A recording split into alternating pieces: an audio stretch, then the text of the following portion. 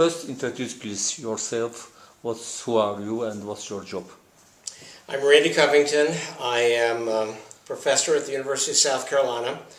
I teach media ethics in the School of Journalism, and I run a professional training initiative called Newsplex. And what do you think, what's the, in general, media role in society?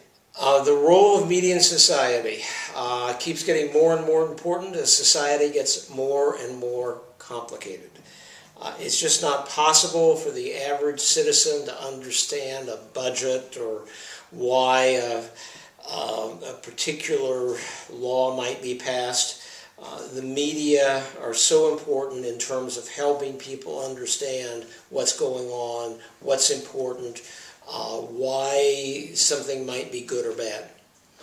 What is about the media situation in South Caucasus Republic? The situation with media in South Caucasus Republic, what do you think about? I'm certainly not an expert. We've had two groups in the U.S. from Azerbaijan, and this is my first trip to this region. So my perceptions are that journalists are smart, but that journalism, at least in Georgia, still is on a fairly basic level. And in reading the English language journalism here in Tbilisi, and it's possible that the journalism in Georgian is somewhat different. I'm told it's not, but it may be. But in looking at the journalism here during my stay, journalists would report the news conference, the news of the day, but they didn't go the next step. They didn't ask what I viewed as the obvious questions. So I believe there's room for growth. And based upon my students, it's obvious that there are a lot of bright, energetic, talented, passionate people coming in, and it's my hope that we can raise the standards so that the level of journalism can be better. You talk about Georgian media, but what about Armenian and Azerbaijani media in this case? I didn't review it. When you would give me assignments, sometimes there would be links to stories, but when I clicked to them, they were in Armenian, and it was difficult for me to understand them. So I would have based my answer on the codes of ethics, which were translated into English. Both the Armenian and Azeri codes I thought were good, but as with most codes, they're very general, and I don't know if I learned that much, other than the codes I thought were well-intentioned. What do you think about investigative journalism? Because you told about that journalists only go to the press conference and then cover the issue, but not give any questions to research this process. What do you think? There sometimes is a tendency to make investigative journalism as something special. And I think that there are people who specialize in it, but I would view every story as an investigative story. If somebody has a press conference, they make an announcement, there usually is a follow-up story needed to find out, does that make sense? What do people on the other side say? Is what they said true? Is there another perspective? How is this going to affect people? In looking at journalism in Georgia, I did not see as much of that follow-through. So, yes, there's investigative journalism. It takes me months. I'm going to reveal corruption. But I also would put a great importance on what I would describe as enterprise journalism, which is going to the press conference, learning what's going on, and then going the next step. I want to ask one question. It's about if you know, after 10 days, Azerbaijan government is going to give house to journalists. Give a house to a journalist? Yes, it's more than 100 journalists will get houses from government. This is homeless journalists, and also 3-4 years ago, Azerbaijan government created special fund. It's media support fund, and more than 30 newspapers in Azerbaijan get about 100,000 euros, manats, from government in year. What do you think about the process? Should this media be independent or not? Yes, this is a real easy one. Worldwide, journalists aren't paid very much, so on a humanitarian basis, I certainly can understand the value of getting a house from the government if I am a lowly paid journalist. But it's a very bad precedent to have this sort of cozy relationship. It's not that we're enemies, it's not that we have different goals, but rather society works best with a free and independent news media. So if journalists are getting paid by the government, if they're getting free homes from the government, if they're getting special privileges from the government, that is inevitably going to create a situation where the journalists will be unwilling to ask the tough questions. So I'd like to see journalists make more money. I think that's a great thing, but in this case, it's a bad idea. But what journalists should be do, because in Azerbaijan situation is not good. There are not any advertisement in newspapers, right. And the financial situation of newspaper is not good, and that's why journalist salary is very low level. What in this case journalists should do? All right, so you're asking a very complicated question where I don't know enough about Azerbaijan to answer. If you were to look at this historically, I would put the burden on the journalists to create products that the public would value, as opposed to expecting the government to pay them. I don't see examples anywhere in the world where journalists working for the government serve the best interests of the public. In our ethics class, we talked about the two models. Is journalism an arm of the state to support the state, or is journalism an independent entity? And from my experience, and I've been a journalist for more than 30 years, society is best served if journalists are independent.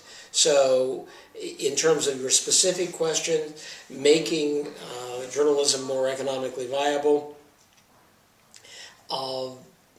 it probably is a process. There probably is a need to demonstrate the power of advertising, because advertising supports the media in much of the rest of the world. It's very effective.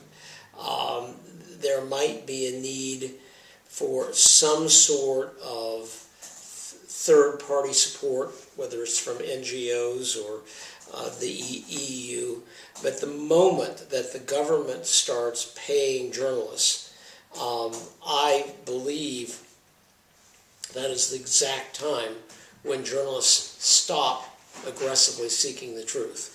And it may not be a case of the government, as in China, telling the journalists what they have to say, but self-censorship probably is a bigger problem than governmental censorship. And a journalist being paid by the government is going to be very, very careful about what the journalist is going to be very careful about what he or she says about the government. Is there any similar experience in other side of the world, in other countries?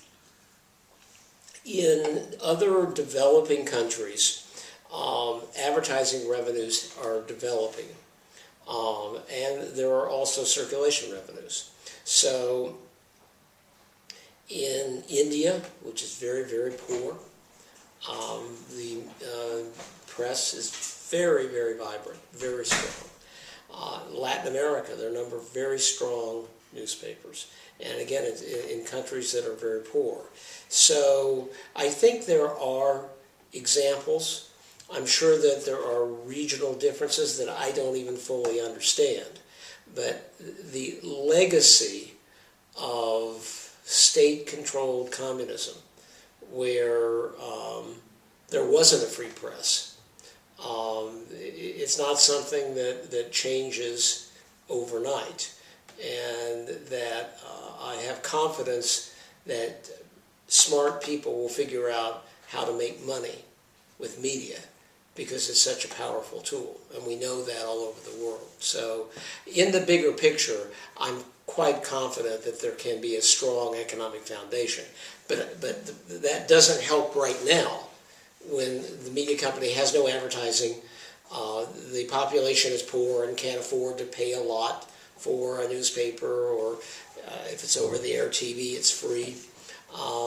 I'm sure there are challenges, but it's maybe very alluring to think the government will pay, but I think it's a bad idea.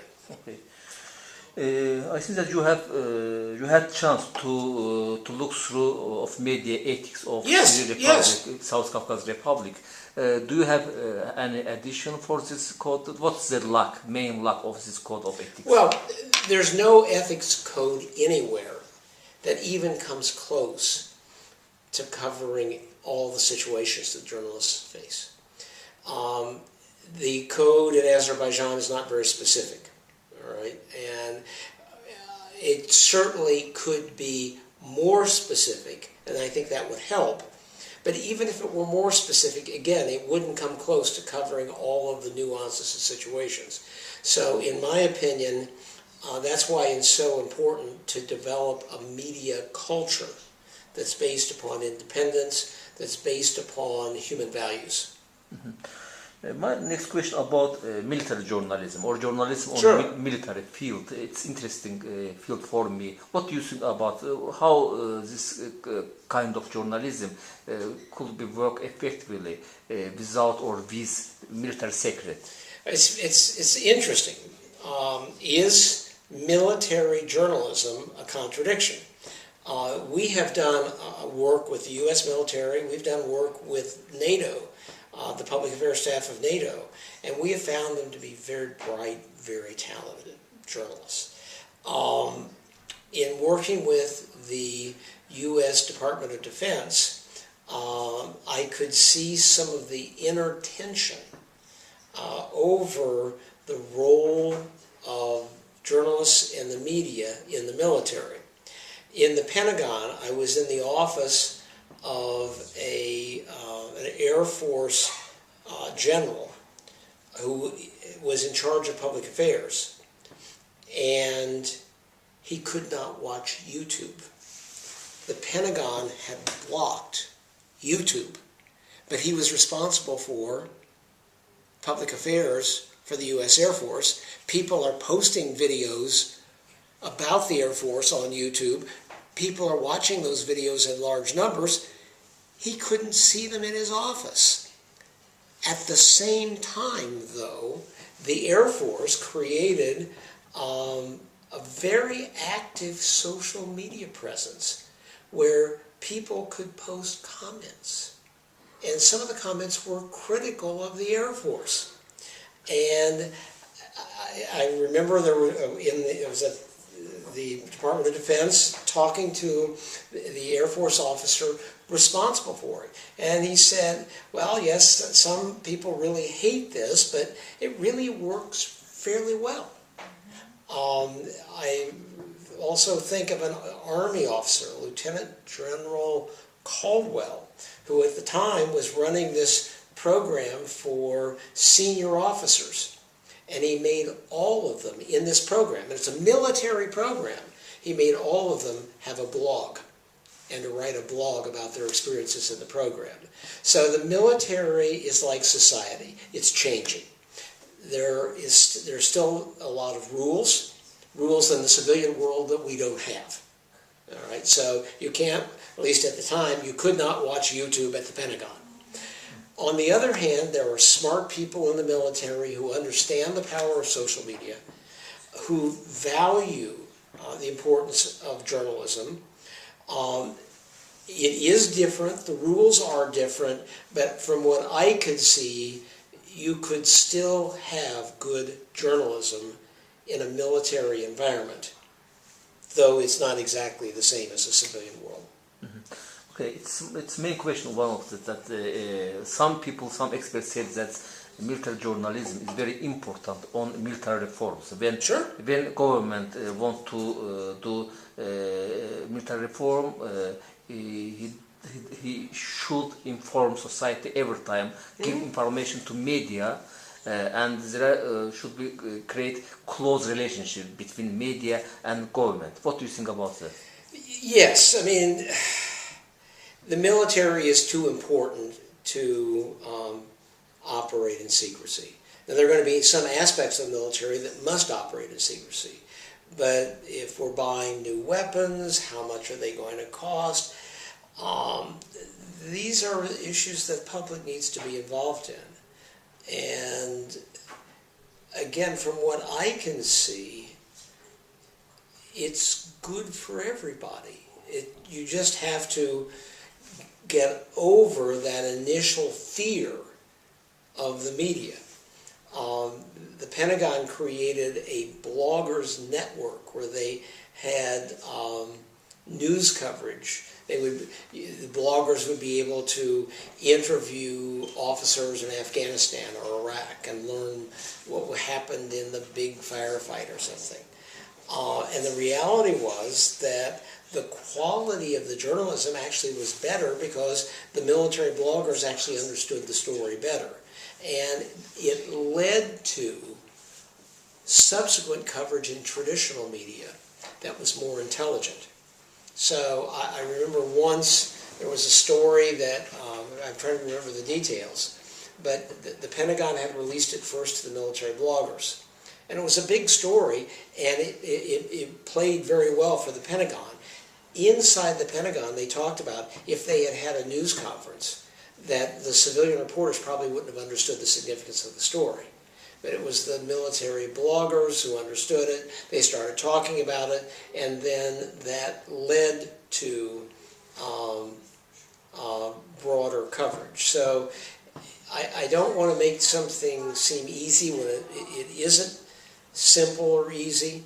Military does have a need for security and safety and secrecy, and it's not the same as the civilian world. But to say that we are just going to hide and put this behind a wall, I don't think that serves the public well, and I also, quite frankly, don't think it serves the military well.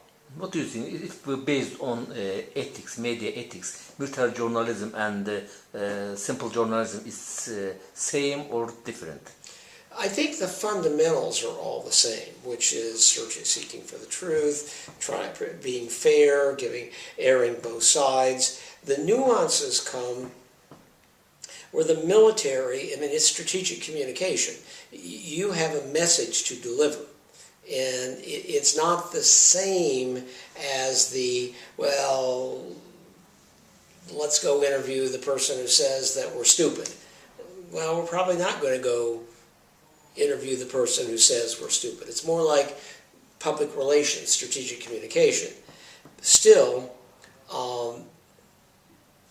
there is a need for honesty, and if there's a battle, if a military unit is involved in some sort of conflict, the public has a right to know, has a need to know, and if the military doesn't tell the truth, it's to the detriment of the military. In the United States, we had the experience in Vietnam, where the military told one story, but it wasn't true. And when the public realized that the story wasn't true, the support for the military just disappeared. The military would have been much better served to follow more traditional journalistic rules and to tell the truth, that we aren't winning, that we did suffer casualties, that we didn't kill all those Viet Cong. Every day they would announce the kill totals, and they were wildly unrealistic. So you would read their reports and conclude, my goodness, we've already won that war, except we were losing it. And it damaged the military because they weren't telling the truth. Okay. Next question about social media and simple media. What's the differences between this? Social media plays by different rules. And it's very wild and open, and people do crazy things, and they post fake videos, and they write, information that's incorrect, and it can be scary if you are interested in truth and accuracy and protecting the reputation of an organization. However, social media are wildly popular. As we saw, the most visited website in the world is Facebook. The most visited website in the world is Facebook. So if you're in the military, you just cannot ignore this huge, huge audience. And you have to be able to respond to what's being said. If there's misinformation out there, correcting it, making sure the correct story is out there. So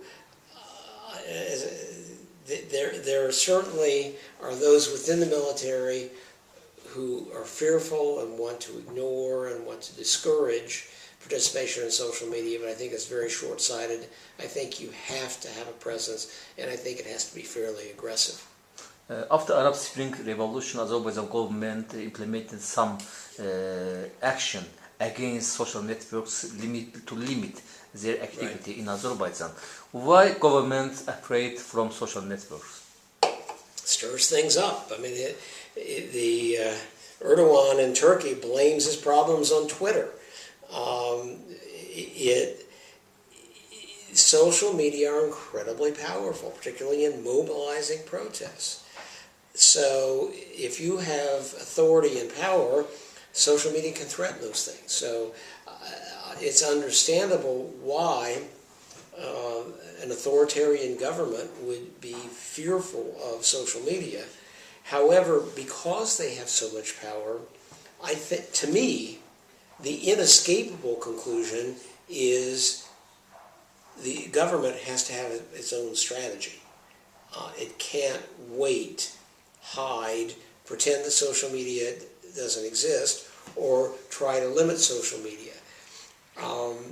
Governments like China have tried for many years now to restrict social media, and they have not been terribly successful. And I don't think they can be terribly successful, given the sort of freewheeling, open nature of this form of communication. You mean that the government cannot close social networks, yes? I don't think it's possible. You can try to close them. But I mean, in Egypt, Mubarak tried to close social media, shut down the cell phone system and so forth, and people found a way to circumvent the efforts of the government. And this was a pretty effective government. I mean, Mubarak had been around for a long time, he had a lot of power, but he could not control what was ultimately called the Facebook revolution.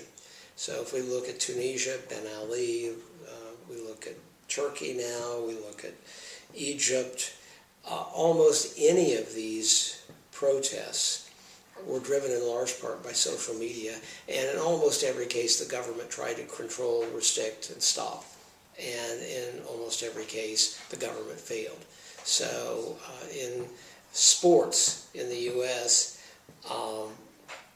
it has been said that the best defense is a good offense.